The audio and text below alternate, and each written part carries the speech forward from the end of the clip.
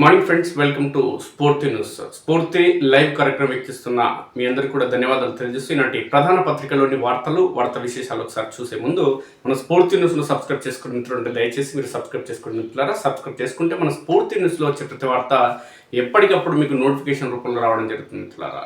అదేవిధంగా మీ ప్రాంతానికి సంబంధించినటువంటి సమస్యలు ఏవి ఉన్నా సరే, మీ తండా కానీ, గ్రామం కానీ, మండలం, నియోజకవర్గం, జిల్లా ఏదైనా సరే, మీ ప్రాంతంలోని సమస్యలు ఉంటే మా దృష్టికి తీసుకురండి. ప్రజా సమస్యల పరిష్కారం కోసం మేము కలిసి పనిచేద్దాం. అందుకోసం మీరు చేయాల్సింది 8919793547 నెంబర్కి వాట్సాప్ లేదంటే సామాన్య కాల్ ద్వారా సమాచారం అందించండి మిత్రులారా.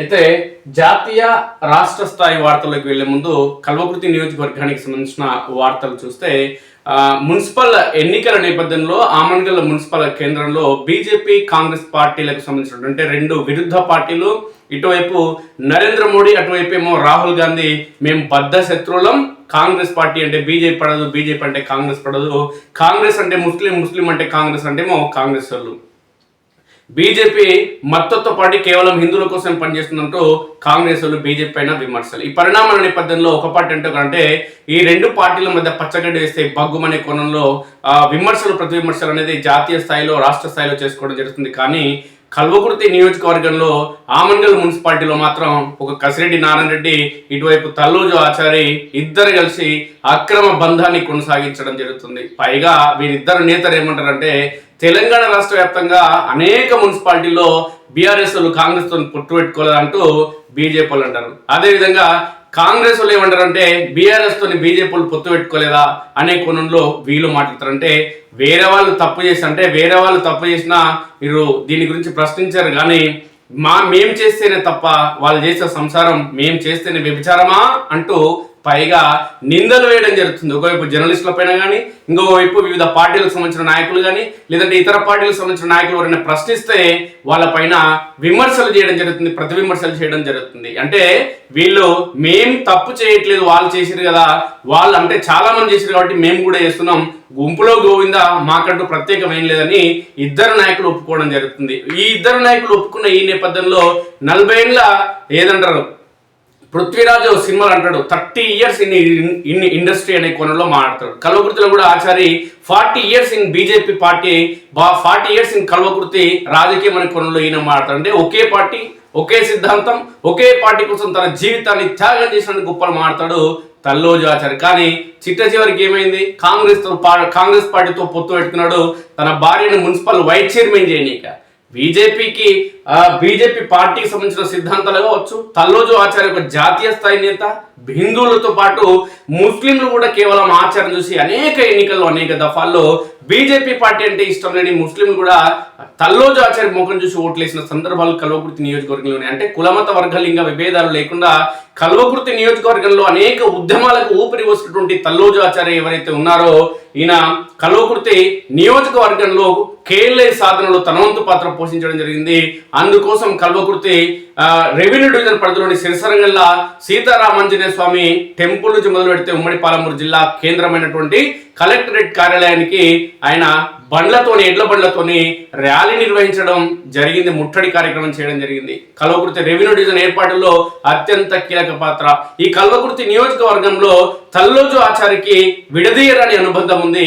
ఏ ఉద్యమం కావాలన్నా, ఏ కార్యక్రమం కావాలన్నా తల్లోజు ఆచారిది అద్భుతమైన పోరాట చరిత్ర, ఆమరణ దీక్ష చేసిన చరిత్ర పలుసార్లు కేవలం తల్లోజు ఆచారికి దక్కుతుంది. అలాంటి తల్లోజు ఆచారి విలువలను పక్కన పెట్టి, సిద్ధాంతాలను పక్కన పెట్టి కేవలం రాజకీయాల పదవులే కాంక్షగా ఈరోజు తన భార్యకి ఆమన్గల్లో మున్సిపల్ వైస్ చైర్మన్ పీఠం కోసం కాంగ్రెస్ పార్టీతో పొత్తు పెట్టుకోవడం అనేది నిజంగా దురదృష్టకరం. ఆయనని అభిమానించే నాయకులు కావచ్చు, కార్యకర్తలు కావచ్చు, బీజేపీ పార్టీ పైన మమకారం ఉన్న వ్యక్తులు కావచ్చు, వీళ్ళందరూ కూడా ఈరోజు ఆచార్య వ్యవహార తీరును తప్పుపట్టడం జరుగుతుంది. ఒకవేళ కాంగ్రెస్ పార్టీకి సంబంధించి మద్దతు ఇచ్చిన నేపథ్యంలో ఉప్పల వెంకటేష్ టార్గెట్ గా ఇటు కసిరెడ్డి నారాయణ రెడ్డి, అటు తల్లోజు ఆచారి వ్యవహరించిన నేపథ్యంలో, ఉప్పల వెంకటేష్ టార్గెట్ చేస్తున్న నేపథ్యంలో బీజేపీ పార్టీకి సంబంధించి వైస్ చైర్మన్ పదవి తీసుకుంటే, పార్టీ కోసం పనిచేసిన సుదీర్ఘకాలంగా పనిచేసిన ఎవరో ఒక కౌన్సిలర్ అభ్యర్థికి వైస్ చైర్మన్ పీఠం ఇచ్చుంటే ఈరోజు తల్లోజు ఆచార్య హుందాతనం, గొప్పతనం అనేది అలాగే నిలిచిపోయి ఉండేది. ఈ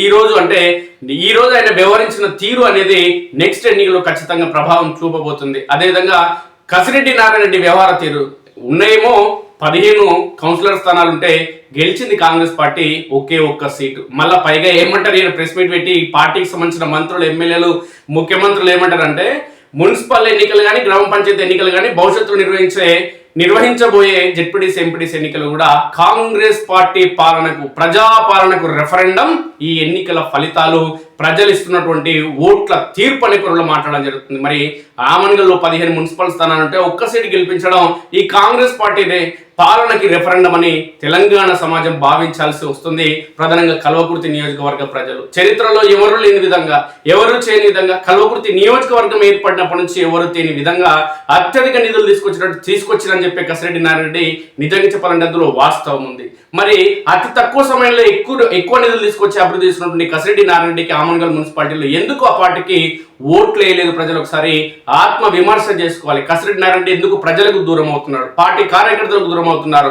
తన చుట్టూగా ఒక వింగుని ఏర్పాటు చేసుకుని ఎవరైతే గతంలో వివిధ ఎమ్మెల్యేల దగ్గర పనిచేయడం జరిగిందో, బ్రోకరేజం చేయడం జరిగిందో, వాళ్ళు వచ్చి కసిరెడ్డి నారాయణ రెడ్డి చుట్టూ చేరి ఈరోజు కసిరెడ్డి నారాయణ రెడ్డికి ఉన్నటువంటి క్లీన్ ఇమేజ్ ఏదైతే ఉందో అది మొత్తం ఖతం చేయడం జరుగుతుంది. కాబట్టి కసిరెడ్డి నారాయణ రెడ్డి ఇప్పటికైనా కళ్ళు తెరవాల్సిన అవసరం ఉంది, లేదంటే రాజకీయ భవిష్యత్తు అనేది లేకుండా పోతుంది. ఆల్రెడీ సగం పోయింది. అయితే ఈరోజు కాంగ్రెస్ బీజేపీ పార్టీ పెట్టినటువంటి ఈ అక్రమ పొత్తు ఏదైతే ఉందో, ఈ అక్రమ పొత్తుకు సంబంధించి అప్పుడే రెండు పార్టీల మధ్య లుకలుకలు అనేది బయటికి రావడం జరుగుతుంది. దీని కారణం ఏంటంటే సుమారు 25-30 ఏళ్ల నుంచి బీజేపీకి సంబంధించి, బీజేపీ అంటే ఆమన్గల్ అంటే బీజేపీ అంటే ఆమన్గల్ అనే కోణంలో ఒక పటిష్టమైన బంధాన్ని ఏర్పాటు చేసుకునే ఈ నేపథ్యంలో బీజేపీ ఇన్నిసార్లు ఇక్కడ గెలిచిందంటే, ఎక్కువ ఓట్లు దక్కించుకుంటుందంటే దీనికి కారణం ఏంది? బీజేపీ అంటే మొత్తం బోగస్ ఓట్లు ఉన్నాయంటూ కాంగ్రెస్ పార్టీకి సంబంధించిన కౌన్సిలర్ అభ్యర్థిగా పోటీ చేసినటువంటి కృష్ణనాయక్ ఈ సందర్భంగా పేర్కొనడం జరుగుతుంది.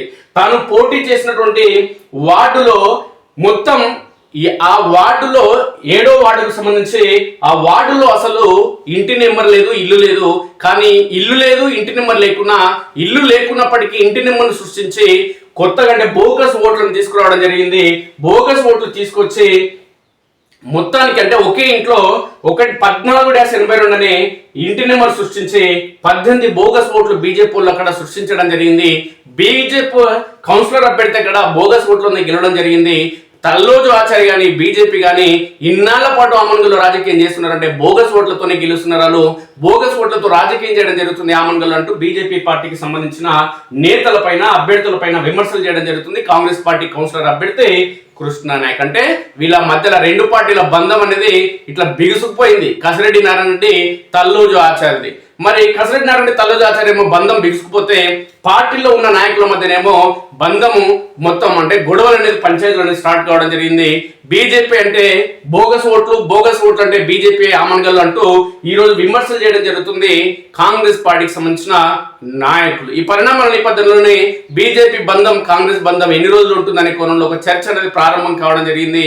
ఏదేమైనప్పటికీ బంధం ఉంటుందా ఉండదా? మున్సిపల్ చైర్మన్ పీఠాన్ని కాంగ్రెస్ పార్టీ అభ్యర్థి దక్కించుకున్న నేపథ్యంలో ఇక్కడ కాంగ్రెస్ పార్టీ చైర్మన్ అభ్యర్థిని దించేందుకు అవకాశం లేదు. కాబట్టి చట్ట ప్రకారం ఆ లేని నేపథ్యంలోనే దీనికంటే పదవులకు ఎలాంటి ఢోకా లేదు, కానీ విమర్శలు, ప్రతి విమర్శలు ఖచ్చితంగా ప్రారంభం కావడం జరిగింది అనేది సుస్పష్టమవుతుంది.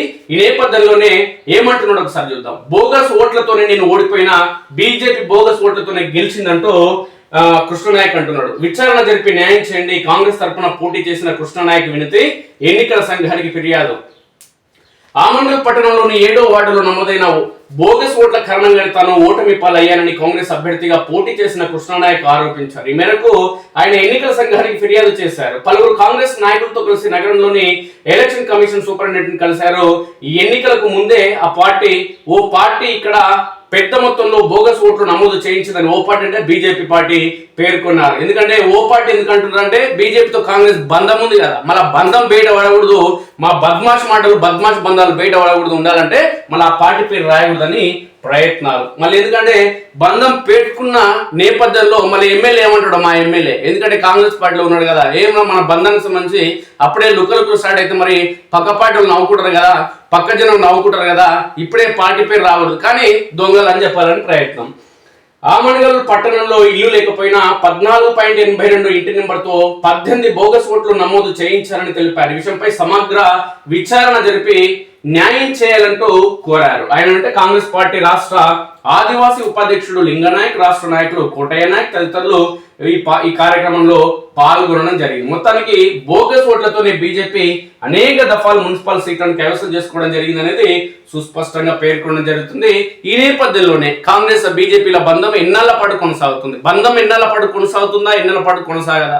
తల్లోజు ఆచారి భార్య ఈరోజు వైస్ చైర్మన్ గా ఆమె 5 ఏళ్ల పాటు పూర్తి చేయొచ్చు. టీఆర్ఎస్ పార్టీకి సంబంధించిన పత్తే నాయక్ కాంగ్రెస్ పార్టీలో చేరి కాంగ్రెస్ పార్టీ కండువా కప్పుకొని మరుక్షణమే చైర్మన్ అయిన నేపథ్యంలో ఆయన చైర్మన్ పదవి 5 ఏళ్ల పాటు కొనసాగించవచ్చు. కానీ వచ్చే ఎన్నికల్లో మాత్రం కసిరెడ్డికి తల్లోజు ఆచారికి మాత్రం అగ్ని పరీక్షగా మారుతుంది. కసిరెడ్డి నారాయణ కాంగ్రెస్ లో ఉంటాడో లేదంటే మళ్ళీ బీఆర్ఎస్ లో అవుతాడో తెలియదు. ఎందుకంటే ఆయన ఎప్పుడైనా ఎలక్షన్ ముందు ఎక్కడ మాట్లాడో తెలియదు, ఆయన కావాలి పదవి. కానీ ఇక్కడ జరిగే పరిణామాలు ఏంటి అని అంటే, కసిరెడ్డి ప్రచారంలోకి వచ్చిన, తల్లోజు ఆచారి ప్రచారంలోకి వచ్చిన వీళ్ళు రెండు పరస్పర విరుద్ధమైన పార్టీలు కాంగ్రెస్ బీజేపీ కాబట్టి రెండు పార్టీలకు సంబంధించి విధి విధానాల గురించి ఎన్నికల సమయంలో ఖచ్చితంగా మాట్లాడాల్సి వస్తుంది, ప్రతి విమర్శలు చేసుకోవాల్సి వస్తుంది. కాబట్టి వీళ్ళిద్దరు నాయకులు ఆ రోజు విమర్శలు చేసుకున్న నేపథ్యంలో కల్వకుర్తి ప్రజానీకం పడి నవ్వడం ఖాయం. వీళ్ళ విధానాలు పదవుల కోసం ఏ విధంగా పొత్తులు పెట్టుకున్నారు, మళ్ళీ పదవుల కోసం ఏ విధంగా విమర్శలు చేసుకోవడం జరుగుతుంది, ఒకరినొకరిని కొనంలో పడి నవ్వుకోవడం ఖాయం.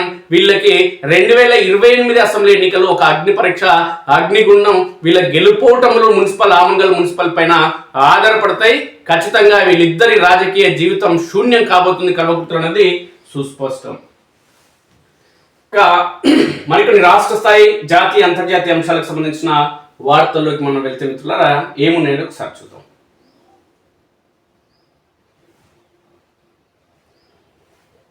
గురుకులాల్లో మృత్యు ఘోష నెలకొంది అంటూ ఒక వార్త ప్రధానంగా వచ్చింది. రెండేళ్లలో రేవంత్ రెడ్డి 2 ఏళ్ల పాలనలో 126 మంది విద్యార్థులు మృతి చెందడం జరిగింది. వీరిలో బాలికలు 54 మంది, 72 మంది ఏమో బాలురు. అంటే అబ్బాయిలేమో 72, అమ్మాయిలేమో 54 మంది చనిపోయారు. నెలకు సగటున 5 మంది చనిపోవడం జరుగుతుంది గురుకులాల్లో. ఆశ్రమ బడుల నుంచి వసతి గృహాల వరకు విద్యార్థుల వేదన రోదన.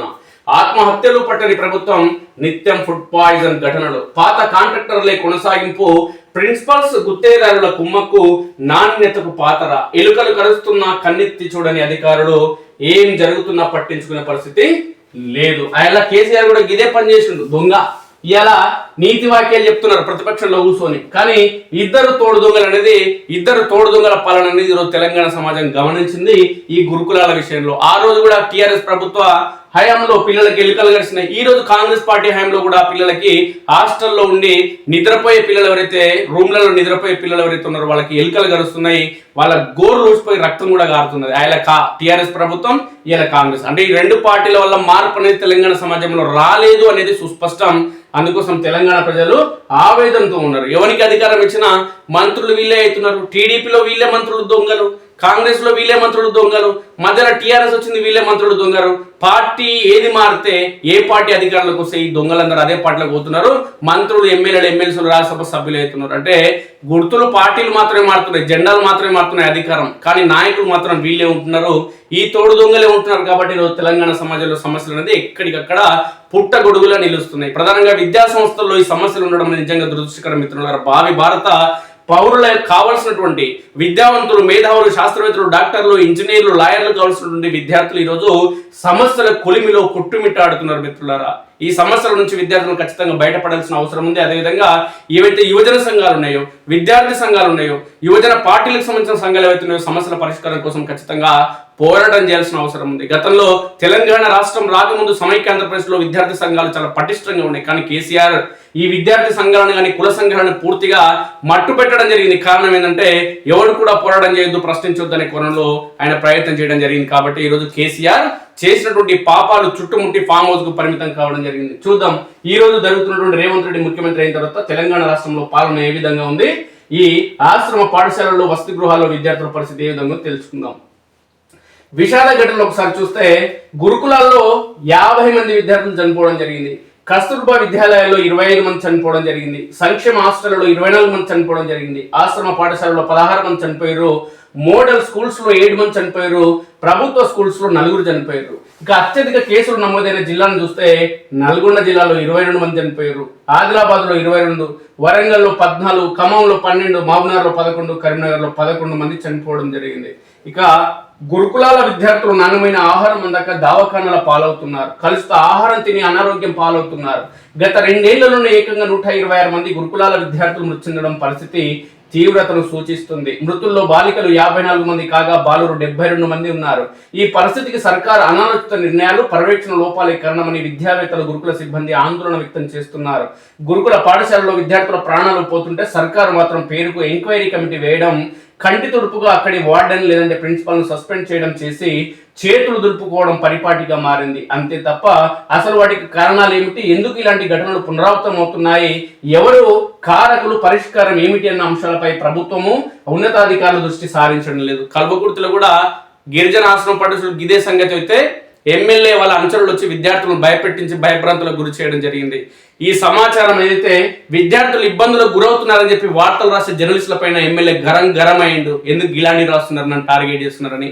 వెల్దండ హాస్టల్లో కూడా ఇదే తంతు వారం 10 రోజుల క్రితం జరిగింది. హాస్టల్లో పనిచేసినటువంటి ప్రిన్సిపల్ ఎవరైతే ఉన్నారో నానా బూతులు తిట్టడం జరుగుతుంది, మమ్మల్ని తీవ్ర ఆవేదన గురి చేసే విధంగా వ్యవహరించడం జరుగుతుందని ఆమె మాట్లాడడం జరిగింది. విద్యార్థులందరూ కూడా వాళ్ళందరూ కూడా శ్రీశైలం హైదరాబాద్ జాతీయ రహదారి మీదకి వచ్చి విద్యార్థినులు ధర్నాలు చేయడం జరిగింది. ధర్నాలు చేసిన నేపథ్యంలోనే వాళ్ళందరినీ కూడా తీవ్ర ఇబ్బందులకు గురి చేయడం జరిగింది ప్రిన్సిపల్. ఈ పరిణామ నేపథ్యంలోనే ప్రిన్సిపల్ తన బర్త్డేకి కానీ లేదంటే ఏదైనా పండుగలు పబ్బాలు వచ్చినప్పుడు విద్యార్థుల నుంచి డబ్బులు వసూలు చేయడం అనేది, అదేవిధంగా బూతు మాటలతో హింసించేదని చెప్పి ఆవేదన వ్యక్తం చేయడం జరిగింది విద్యార్థులు. ఈ విద్యార్థులు ఎవరైతే ఉన్నారో వీళ్ళందరూ జాతీయ రహదారి పైన ధర్నా చేసిన నేపథ్యంలో విషయం బయటకు వచ్చింది తప్ప, లేదంటే 2 సంవత్సరాలు దాటిన సమస్య బయటకు వచ్చేది కాదు మిత్రులు. ఎందుకంటే వసతి గృహాలు విద్యార్థులు కాబట్టి, బాలికలు కాబట్టి వసతి గృహాలు ఎవరికి కూడా పర్మిషన్ ఉండదు, గేటు ఓపెన్ చేసే పరిస్థితి ఉండదు.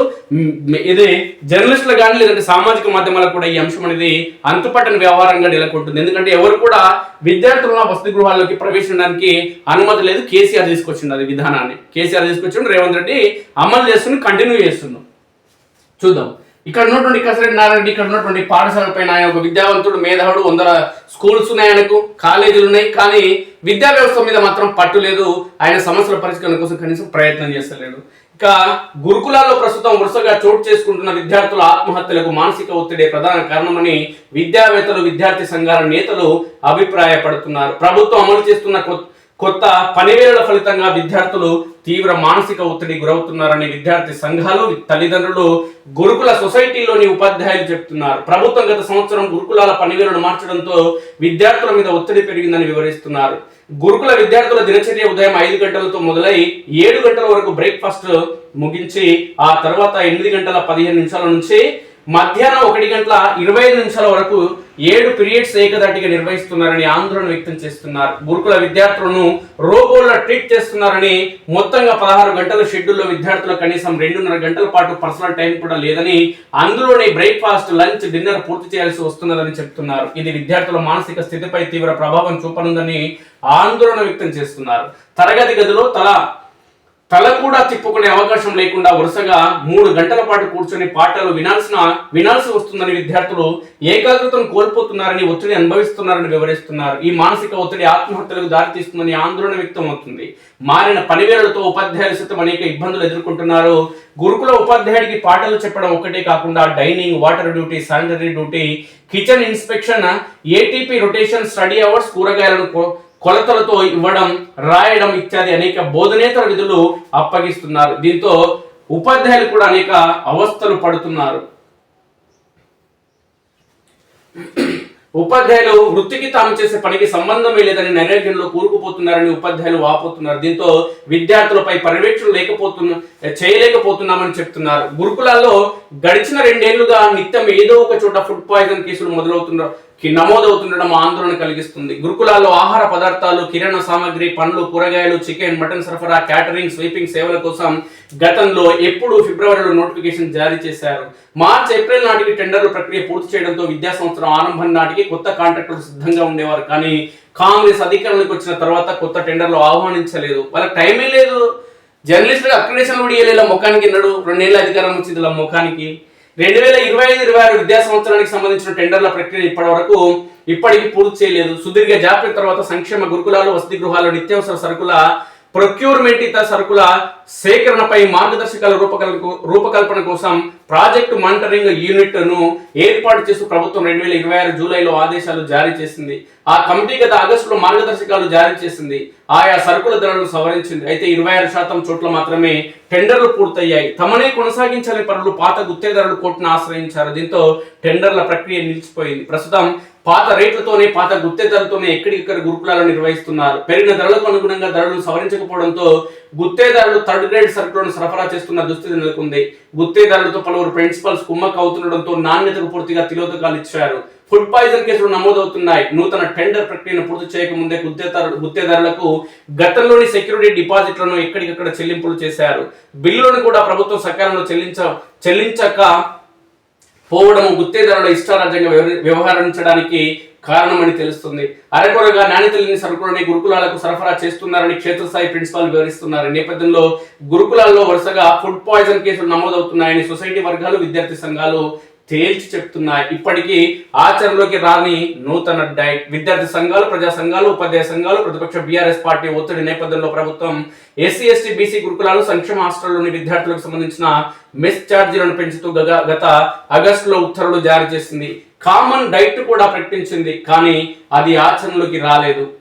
టెండర్ల ప్రక్రియ పూర్తి కాకపోవడమే అందుకు కారణమని సొసైటీ వర్గాలు వెల్లడిస్తున్నాయి. గతంలో గురుకులాల్లో మెనూ అమలు కోసం టీఎస్ మెనూ అప్లికేషన్ అమలు చేసేవారు. విద్యార్థుల హాజరు నమోదు చేసి డైట్ ను అమలు చేసేవారు. ప్రస్తుతం దాని స్థానంలో టీజే డైట్ సాఫ్ట్వేర్ ను తీసుకువచ్చారు. విద్యార్థుల సంఖ్యను ఎంట్రీ చేయగానే మెనూ ప్రకారం ఏ ప్రమాణాల ప్రకారం ఏ సరుకులు వాడాలి, ఎంత క్వాంటిటీ కావాలి తదితర వివరాలన్నీ ఆటోమేటిక్ అప్లికేషన్ అందిస్తుంది. అందుకు అనుగుణంగా సంబంధిత గురుకుల ప్రిన్సిపల్ మెనూ ప్రకారం మెనూ అమలు చేయాలి. అయితే టీజీ డైట్ అప్లికేషన్ ఇప్పటికి 50% గురుకులాలు కూడా అమలు చేయడం లేదు. నూతన టెండర్ ప్రక్రియ పూర్తి కాకపోవడమే అందుకు కారణమని ప్రిన్సిపల్ చెప్తున్నారు.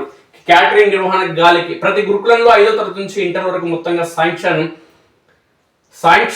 విద్యార్థుల సంఖ్య 640. పూర్తి స్థాయిలో సామర్థ్యం మేరకు విద్యార్థులు ఉన్న చోట క్యాటరింగ్ నిర్వహణ కంటే వంట నిర్వహణ ఒక్కో గురుకులంలో 8 మందిని నియమించాలి, లేదంటే 80 మందికి ఒక మనిషి చొప్పున నియమించాలి. క్యాటరింగ్ సంస్థలను ఏటా టెండర్ ద్వారానే ఖరారు చేస్తారు. కానీ ఇప్పటికీ టెండర్లు ఖరారు కాలేదు. కొత్త రేట్లు క్యాటరింగ్ నిర్వాహకులు అందుబాటులోకి రాలేదు. గతంలో క్యాటరింగ్ సేవలు నిర్వహించిన గుత్తేదారులకు ప్రభుత్వం బిల్లులు సక్రమంగా విడుదల చేయడం లేదు. దీంతో క్యాటరింగ్ నిర్వాహకులు నిర్ణీత సంఖ్యలో మనుషులను నియమించకుండా అరకురగానే నియమించి కాలం వెల్లదీస్తున్నారు. దీంతో గురుకుల సిబ్బందిపై పని ఒత్తిడి పెరుగుతుంది. వంట పాత్రను శుభ్రంగా కడగకుండా, పరిశుభ్రత పాటించకుండా ఇష్టారీతిన వంట నిర్వహణ మమ అనిపిస్తున్నారు. అంతిమంగా అది ఫుడ్ పాయిజన్ ఘటనలకు దారితీస్తుంది. ప్రతి గురుకులంలో పారిశుద్ధ పనుల నిర్వహణకు స్వీపింగ్ సేవలను అందించే సంస్థలను కూడా టెండర్ ద్వారా ఖరారు చేస్తారు. స్వీపింగ్ సంస్థ ప్రతి గురుకులంలో 4 పారిశుద్ధ కార్మికులను ఏర్పాటు చేయాలి. స్వీపింగ్ సేవలకు గాను నెలకు 40,000 చొప్పున చెల్లించాల్సి ఉంటుంది. స్వీపింగ్ సిబ్బంది వాటర్ ట్యాంక్ తో పాటు గురుకుల పరిసరాలను పరిశుభ్రంగా ఉంచడం తదితర పనులను నిర్వర్తిస్తారు. ఈ ఏడాది ఇప్పటికీ స్వీపింగ్ సిబ్బందిని నియమించలేదు. దీంతో గురుకులాల్లో ఎక్కడికక్కడ అపరిశుభ్రత వాతావరణం నెలకొంది. వాటర్ ట్యాంకులను శుభ్రం చేయని దుస్థితి నెలకొంది. వెరసి నీరు కలుషితమై ఫుడ్ పాయిజన్ కేసులు నమోదయ్యేందుకు కారణమవుతున్నాయి. హన్మకొండ జిల్లా హసన్పర్తి ఎర్రగట్టుగుట్ట శివారులో తెలంగాణ బాలికల గురుకుల కళాశాలలో గురువారం రాత్రి 3 విద్యార్థులను ఎలుకలు కరిచిన ఘటన మర్చిపోక ముందే శుక్రవారం అదే కళాశాలలో పెద్ద నాగుపాము కనిపించింది. దీంతో విద్యార్థులు, అధ్యాపకులు భయాందోళనకు గురి కావడం జరిగింది. చిట్ట దాన్ని చంపేయడం జరిగింది. ఇక మధ్యాహ్న భోజనంలో పురుగులు. కామారెడ్డి జిల్లా బిక్కనూరు మండలం బాగిర్తిపల్లిలోని ప్రభుత్వ పాఠశాలలో శుక్రవారం వడ్డించిన మధ్యాహ్న భోజనంలో పురుగులు ప్రత్యక్షమయ్యాయి. దీంతో విద్యార్థులు అన్నం పడేసి తల్లిదండ్రులకు సమాచారం ఇచ్చారు. వారు పాఠశాలకు వచ్చి ఉపాధ్యాయులపై తీవ్ర ఆగ్రహం వ్యక్తం చేశారు. మధ్యాహ్న భోజనంలో పురుగులు వస్తున్నాయని కొన్ని రోజులుగా చెప్తున్నా పట్టించుకోవడం లేదని మండిపడ్డారు. ఈ వ్యవహారంపై ఎంఈఓకు ఫిర్యాదు చేసేందుకు ఫోన్ చేయగా ఆయన అందుబాటులోకి రాలేదు. ఎందుకంటే అధికార పార్టీలకు ఈ అధికారులు కూడా తొత్తులు కాబట్టి ఏం అధికార పార్టీకి వ్యతిరేకంగా వాళ్ళు చేసే పరిస్థితి లేదు. కల్వకుర్తిలో గిరిజనాశ్రమం పాఠశాలలో సంఘటనలు చోటు చేసుకున్నాయి. అదేవిధంగా బీసీ హాస్టల్ ఏదైతే ఉందో విద్యార్థులకు సంబంధించి గవర్నమెంట్ గ్రౌండ్ కు సంబంధించిన కళాశాలలో స్కూల్లో కానీ, అదేవిధంగా వెల్దండలకు సంబంధించిన స్కూల్లో కానీ అనేక సంఘటనలు చోటు చేసుకుంటున్న కసిరెడ్డి నారాయణ మాత్రం విద్యార్థులకు సంబంధించిన సమస్యల పైన ఒక రివ్యూ మీటింగ్ కానీ, ఆయా పాఠశాలకు సంబంధించిన ప్రిన్సిపల్స్ లేదంటే వార్డులతో ఒక రివ్యూ మీటింగ్ కానీ, లేదంటే సమావేశం నిర్వహించి సమస్యల పరిష్కారం కోసం ఏనాడు కూడా పట్టించుకున్న దాఖలా లేదు. పైగా ఆయన ఏమంటాడంటే గిరిజన ఆశ్రమ పాఠశాలలో నేను ఎమ్మెల్యే అయింది మీకోసం కాదు, నాకు ఎమ్మెల్యేగా చాలా సమస్యలు ఉంటాయి పరిష్కరించనిక, నియోజకవర్గంలో లక్షలాది మంది ఉన్నారు, వీళ్ళందరినీ నేను సమస్యలు చూసుకోవాలి, మీ విద్యార్థుల సమస్యలు కూడా నేనే చూసుకోవాలా అంటూ విద్యార్థులను ప్రశ్నించడం జరిగింది కల్వకుర్తికి వచ్చే ఎమ్మెల్యే. అంటే ఎమ్మెల్యే పనితీరు, ఆయనకున్నటువంటి వ్యవహార తీరు, విద్యార్థులని సమస్యలు బయటికి చెప్పేలా జర్నలిస్టులకు మీరు ఏ విధంగా చెప్తారనే కోణంలో వాళ్ళని బెదిరించే విధానమైన అనుసరులు పరిణామాలను అన్నింటి చూస్తుంటే కార్పొరేట్ శక్తులు సమాజ సేవకు ఏ విధంగా ఉపయోగపడతారు, లేదంటే సమాజం కోసం పార్టీల కోసం పనిచేసే వాళ్ళకి ప్రజాప్రతినిధులకు అవకాశం వస్తే సమగ్రమైన పాలన అందించేందుకు అవకాశం ఉంటుంది. అదేవిధంగా క్షేత్రస్థాయి నుంచి ప్రజల నుంచి వచ్చే నాయకులే ప్రజా సమస్యలు తెలుస్తాయి వాళ్ళకి, అప్పుడు మాత్రమే ప్రజా సమస్యల పరిష్కారం కోసం కృషి చేయడం జరుగుతుంది. కానీ డబ్బు రాజకీయాలు చేసే వ్యక్తులకి సమాజం పైన కానీ ప్రజల సమస్యల గురించి అవగాహన ఉండదు. సమస్యలను అనేక సార్లు పునరావృతం అవుతున్న సమస్యల పరిష్కారం కోసం వాళ్ళు పనిచేయరు. ఎందుకంటే వాళ్ళంతా కార్పొరేట్ శక్తులు, ఏసీ గదుల్లో కూర్చుంటోళ్ళు, హైదరాబాద్లో నివాసం ఉంటోళ్ళు, ఈ చిన్న వెకేషన్ వస్తే అమెరికా ఇతర దేశాలకు వెళ్ళి అనేక విధాలుగా ఎంజాయ్ చేసే వ్యక్తులకి ఇక్కడ ఏం సమస్యలు తెలుస్తాయి చెప్పండి. కాబట్టి విద్యార్థుల సమస్యలను ఖచ్చితంగా వీటిపైన దృష్టి సారించాల్సిన అవసరం ఉంది. తెలంగాణ రాష్ట్ర వ్యాప్తంగా ఉన్నటువంటి 119 నియోజకవర్గం సంబంధించి 119 మంది ఎమ్మెల్యేలు పార్టీలకు అతీతంగా పనిచేయాల్సిన అవసరం ఉంది. విద్యార్థుల సమస్యల పరిష్కారం కోసం ప్రధానంగా విద్యార్థులు ఎవరైతే ఉన్నారో వాళ్ళు బయటకు వచ్చే సమస్యలు చెప్పుకునే పరిస్థితి కూడా ఉండదు. కాబట్టి వసతి గృహాలపైన ఖచ్చితంగా ఈ ప్రభుత్వానికి సంబంధించిన కాంగ్రెస్ పార్టీ ఎమ్మెల్యేలు కానీ, ప్రతిపక్షంలో ఉన్న బీఆర్ఎస్ బీజేపీ ఎమ్మెల్యేలు కానీ ఖచ్చితంగా దృష్టి సారించాల్సి ఉంటుంది. ప్రధానంగా ప్రతిపక్షంలో ఉన్నటువంటి బీఆర్ఎస్ బీజేపీ పార్టీకి సంబంధించిన ఎమ్మెల్యేలు ఎవరైతే ఉన్నారో ఇప్పటికైనా ప్రతిపక్ష పాత్ర పోషించండి. తెలంగాణ రాష్ట్రంలో ప్రజా సమస్యల గురించి ప్రజలతో కలిసి పోరాటం చేయండి. అట్లా చేయకుండా మీరు ఇదే విధంగా పరిమితమైతే భవిష్యత్తులో కూడా మీరు ప్రతిపక్షానికి పరిమితమవుతారు తప్ప మీరు దేనికి పనికి రాకుండా అవుతారు. ఖమ్మంలో ఇండ్లకు సంబంధించి కోల్పోతే ఏ ఒక్క ఎమ్మెల్యే అక్కడ దొంగలు, ఇక్కడ నాగర్ కర్నూలులో పిల్లలు చచ్చిపోతే ఏ ఒక్క ఎమ్మెల్యే ఇక్కడ రారు దొంగలు. మరి మీరు ప్రతిపక్ష పాత్ర మీద ఏంది, వ్యవహార తీరు మీద ఏంది?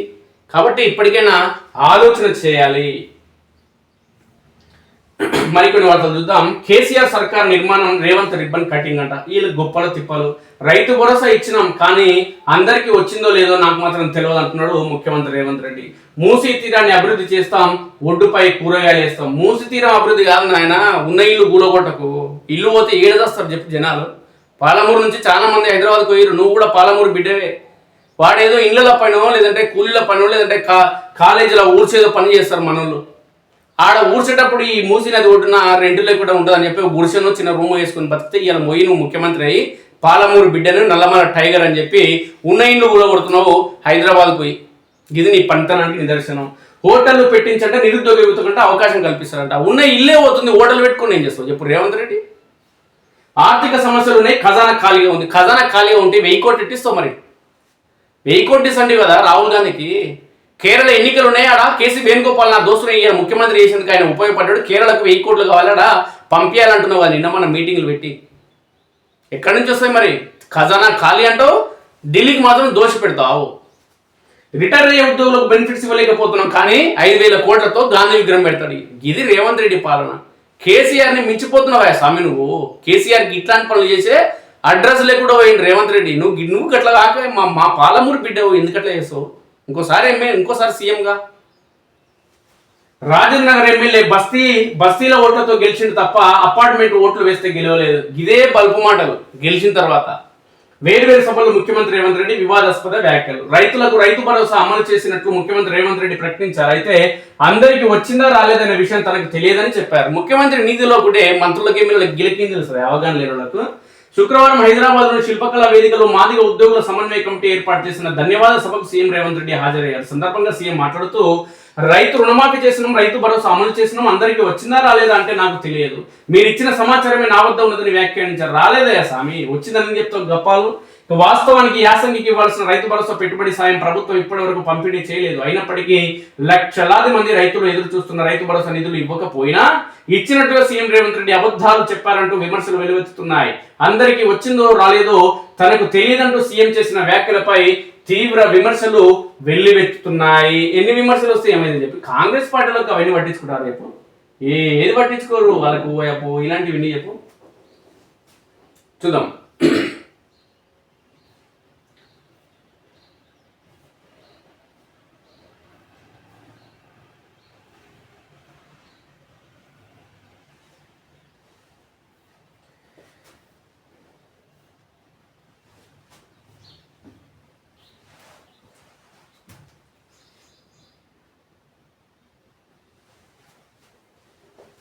మత్తిపోతే తప్పితే గిట్నే ఉంటుంది.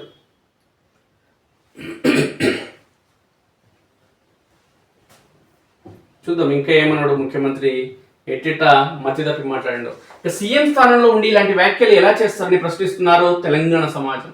హోటల్లో కూరగాయల షాపులతో యువతకు ఉపాధి కల్పిస్తారంట. ఉన్నాయి ఊలగొట్టి కొత్వాల్ కూడా వద్ద ఎకో హిల్ పార్క్ ప్రారంభించిన సందర్భంగా సీఎం రేవంత్ రెడ్డి చేసిన వ్యాఖ్యలు నిరుద్యోగులు యువతను అవమానించేలా కించపరిచేలా ఉన్నాయని అభిప్రాయం వ్యక్తమవుతుంది. మూసీ నది ఒడ్డుకు ఇరువైపుల కూరగాయల షాపులు, హోటళ్లు, వంటల దుకాణాలు, టాక్సీలు ఏర్పాటు చేయడం వల్ల నిరుద్యోగ యువతకు ఉపాధి అవకాశాలు కల్పిస్తామని సీఎం రేవంత్ రెడ్డి చెప్పాడు. కేసీఆర్ ఏమో ఇలా బర్రెలు, గొర్రెలు, దున్నపోతులు, గాడిదలను, పందులను పంపిణీ చేస్తుండే ఇట్లా నిరుద్యోగం పోతుంది అన్నాడు రేవంత్ రెడ్డి. కానీ ఈయన మాత్రం హోటళ్ళు పెట్టిస్తా, బజ్జీలు అమ్ముకొని బతకండి రా, మీరు చదువుకున్న వాళ్ళు పీజీలు పిహెచ్డీలు చేసిన వాళ్ళు అంటున్నాడు రేవంత్ రెడ్డి. మరి ఏం తేడా ఉంది నీకాయనకు? ఆయన పొంగులేటి శ్రీనివాసరెడ్డి మంత్రి నుండి ఇవాళ ఉండు, జూపల్లి కృష్ణారావు ఆయన మంత్రి నుండి ఇవాళ ఉన్నాడు. ఇంకే ఆయన ఇంకొక ఆయన తుమ్మల నాగేశ్వర ఆయన మంత్రి నుండి ఇవాళ మంత్రి ఉన్నాడు. ఏముంటుంది చెప్పు? దానం నాగేంద్ర ఆయన ఎమ్మెల్యే నుండి ఇవాళ ఉన్నాడు. ఇక మీ వల్ల ఉపయోగం అని చెప్పు. పార్టీ మారింది అధికారం ఈ తెలంగాణ రాష్ట్రంలో తప్ప ఏం మారలేదు బతుకులు. మూసీ నది ఒడ్డుకు ఇరువైపుల కూరగాయల షాపులు, హోటళ్లు, వంటల దుకాణాలు, టాక్సీలు ఏర్పాటు చేయడం వల్ల నిరుద్యోగ యువతకు ఉపాధి అవకాశాలు కల్పిస్తామని సీఎం రేవంత్ రెడ్డి చెప్పిండు. ఇక మూసీ అభివృద్ధికి సంబంధించిన అంశాలపై మాట్లాడుతూ సీఎం రేవంత్ రెడ్డి వ్యాఖ్యలు చేశారు. మూసీ నది రివర్ ఫ్రంట్ అభివృద్ధి చేసుకుని బ్రహ్మాండంగా లైట్లు పెట్టి రాత్రిపూట నది ఒడ్డున రెండు వైపులా హోటళ్లు, కూరగాయల దుకాణాలు, వంటల, టాక్సీలు ఏర్పాటు ద్వారా నిరుద్యోగ యువతకు ఉపాధి అవకాశాలు కల్పించి శాంతి భద్రతను పటిష్టంగా అమలు చేస్తామని సీఎం రేవంత్ రెడ్డి ప్రకటించారు. పగటిపూటే కాదు రాత్రిపూట కూడా ఆదాయం వచ్చేలా నైట్ టూరిజం డెవలప్మెంట్ చేస్తామని తెలిపారు. సీఎం రేవంత్ రెడ్డి తన వ్యాఖ్యలతో తమను అవమానించారని నిరుద్యోగ యువత మండిపడుతున్నారు. అధికారంలోకి వస్తే తొలి ఏడాదే 2 లక్షల ఉద్యోగాలు కల్పిస్తామని అసెంబ్లీ ఎన్నికల ముందు హామీ ఇచ్చి ఇప్పుడేమో కూరగాయల షాపులు, హోటళ్లు ఉపాధి కల్పిస్తామని చెప్పడం ఏంటని ఆగ్రహం వ్యక్తం చేస్తున్నారు. కాంగ్రెస్ చేసిన మోసానికి సీఎం రేవంత్ రెడ్డి చేసిన అవమానానికి బదులు తీర్చుకుంటామని హెచ్చరిస్తున్నారు. ఖజానా ఖాళీ, బెనిఫిట్స్ ఇవ్వలేం. సీఎం రేవంత్ రెడ్డి మరోసారి బీద అరుపులు అరిచారు. అప్పుల రాగం ఎత్తుకున్నారు. ఒకవైపు 1,00,000 కోట్లతో మూసీ అభివృద్ధి చేస్తామని, 5,000 కోట్లతో మూసీ నది ఒడ్డున భారీ గాంధీ విగ్రహం ఏర్పాటు చేస్తామని చెప్తూనే మరోవైపు ఖజానా ఖాళీ ఉందంటూ బీద అరుపులు అరవడం గమనార్హం. సర్కారు ఖజానా ఖాళీగా ఉందని, రిటైర్డ్ ఉద్యోగులకు బెనిఫిట్స్ ఇవ్వలేమని చేతులు ఎత్తేశారు. ప్రభుత్వం వద్ద ఆర్థిక సమస్యలు ఉన్నాయని, రిటైర్డ్ ఉద్యోగులకు బెనిఫిట్స్ ఇవ్వడానికి కూడా ఖజానా ఖాళీగా ఉన్నదని చెప్పారు. ప్రతి నెల 1000 మంది రిటైర్ అవుతున్నారని, రిటైర్మెంట్ బెనిఫిట్స్ కింద ఒక్కొక్కరికి దాదాపు 1 కోటి చెల్లించాల్సి ఉంటుందని వివరించారు. ఇలా నెలకి 1000 మంది రిటైర్ అయితే 1000 కోట్లు చెల్లించాల్సిన ఆర్థిక భారం ప్రభుత్వంపై ఉందని వ్యాఖ్యానించారు. అయినప్పటికీ ఏదో ఒక రకంగా సమన్వయం చేసుకుంటూ ప్రభుత్వాన్ని నడిపిస్తున్నామని చెప్పారు. సీఎం రేవంత్ రెడ్డి వ్యాఖ్యలపై రిటైర్డ్ ఉద్యోగులు ఆగ్రహం వ్యక్తం చేస్తున్నారు. తాము దాచుకున్న డబ్బులు తమకు ఇవ్వడానికి ఇబ్బంది ఏంటని ప్రశ్నిస్తున్నారు. తమ డబ్బులు తమకు ఇవ్వడానికి ఖజానా ఖాళీ ఉందని చెప్తున్నప్పుడు మూసీ నది వద్ద 5,000 కోట్లతో గాంధీ విగ్రహం ఏర్పాటుకు డబ్బులు ఎలా వస్తున్నాయని ప్రశ్నిస్తున్నారు. అపార్ట్మెంట్ వాళ్ళు ఓట్లేస్తే గెలవలేదు, అసెంబ్లీ ఎన్నికల్లో జీహెచ్ఎంసీ పరిధిలో కాంగ్రెస్ కు ఓటు వేయలేదని కోపమో లేదంటే అపార్ట్మెంట్ వాసులపై సీఎం రేవంత్ రెడ్డి అసహనం వ్యక్తం చేశారు. అపార్ట్మెంట్ వాళ్ళు ఓట్లు వేస్తే తాము గెలవలేదని చెప్పారు. రాజనగర్ ఎమ్మెల్యే ప్రకాష్ గౌడ్ 4 సార్లు ఎమ్మెల్యేగా గెలిచారంటే బస్తీ వాళ్ళు వేసిన ఓట్లతోనే గెలిచారని, అంతేగాని పెద్ద పెద్ద అపార్ట్మెంట్లో ఉన్న వాళ్ళు ఓట్లు వేస్తే గెలవలేదని వ్యాఖ్యానించారు. అయితే సీఎం రేవంత్ రెడ్డి వ్యాఖ్యలు మధుపార్క్ అపార్ట్మెంట్ వాసులను ఉద్దేశించి చేశారని అభిప్రాయాలు వ్యక్తమవుతున్నాయి. మూసీ నది వద్ద 5,000 కోట్లతో భారీ గాంధీ విగ్రహం ఏర్పాటు చేయాలని ప్రభుత్వం నిర్ణయించింది. ఇందుకోసం స్థలాన్ని సేకరిస్తుంది. అక్కడే ఉన్న అతిపెద్ద మధుపార్క్ అపార్ట్మెంట్ ను కూల్చివేస్తామని నిర్ణయించింది. దీంతో అపార్ట్మెంట్ వాసులంతా ప్రభుత్వానికి వ్యతిరేకంగా పోరాటం చేస్తున్నారు. దీంతో వారిపై అసహనంతోనే సీఎం రేవంత్ రెడ్డి వ్యాఖ్యలు చేశారనే అభిప్రాయాలు వ్యక్తమవుతున్నాయి.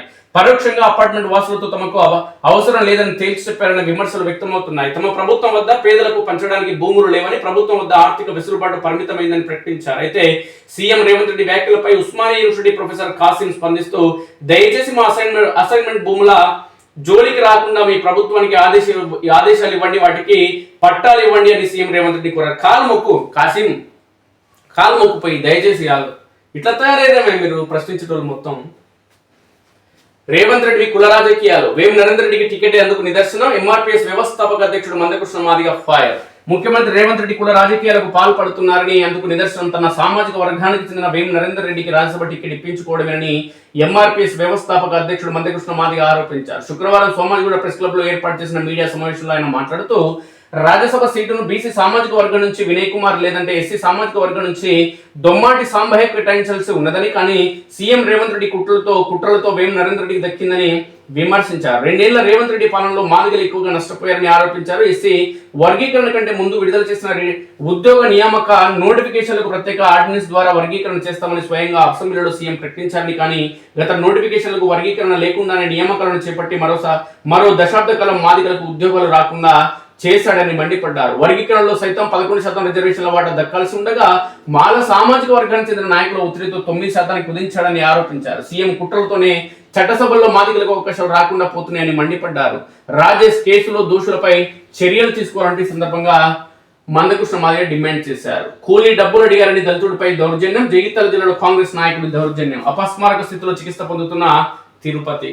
కారుకు దారి ఇవ్వలేదని కోపంతో దళిత యువకుడిపై కాంగ్రెస్ నాయకుడు, సర్పంచ్ భర్త, అతని బంధువులు దళిత యువకుడిపై దాడికి దిగారు. పోలీసులు బాధితులు తెలిపిన వివరాల ప్రకారం జగిత్యాల జిల్లా బుగ్గార మండలం చిన్నాపూర్ సర్పంచ్ గట్టు శారద గ్రామంలో కోతుల బిడద నివారించడానికి దళిత యువకుడు దమ్ము తిరుపతితో చింపాంజీ వేషం వేయించారు. చింపాంజీ వేషాధారణకు సంబంధించిన కూలీ డబ్బులు తిరుపతికి ఇవ్వకుండా సర్పంచ్ భర్త గంగారం 2 నెలల పాటు తిప్పుకుంటున్నాడు.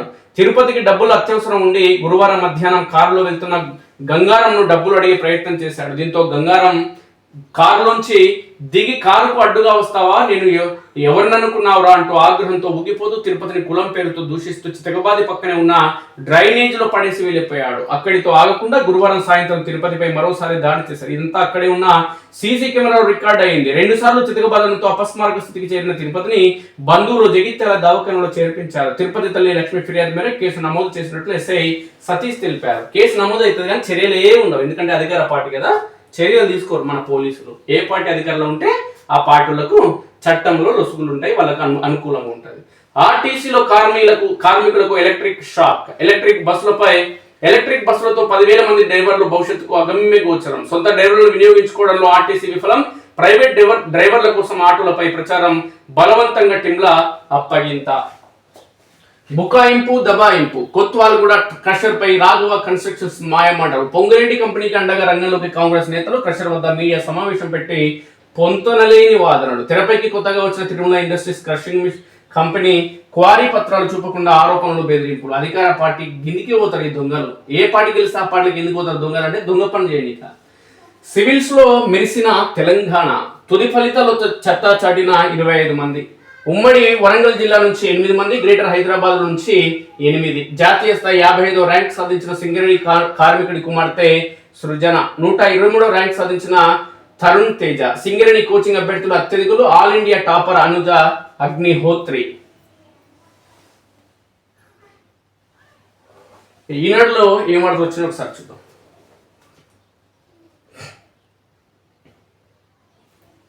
దాడులు ఉధృతం. టెహ్రాన్ పై యుద్ధ విమానాలతో విరుచుకుపడ్డ ఇజ్రాయెల్. సంధి ప్రసక్తే లేదు, ఇరాన్ బేషరతుగా లొంగిపోవాలంటూ ట్రంప్ పేర్కొంటున్నాడు. లెబనాన్ పై బాంబుల వర్షం. ఇరాన్ డ్రోన్ వాహన నౌకను ధ్వంసం చేసిన అమెరికా. ప్రతీకార దాడులను ముమ్మరం చేసిన టెహ్రాన్. కువైట్, ఖతార్, అదేవిధంగా సౌదీ, బహ్రెయిన్లపైకి క్షిపణులు, డ్రోన్ల ప్రయోగం. ఇక రష్యా నుంచి చమురు కొనుగోలు చేసుకోండి. భారత్కు 30 రోజుల తాత్కాలిక అనుమతి మంజూరు చేసిన అమెరికా.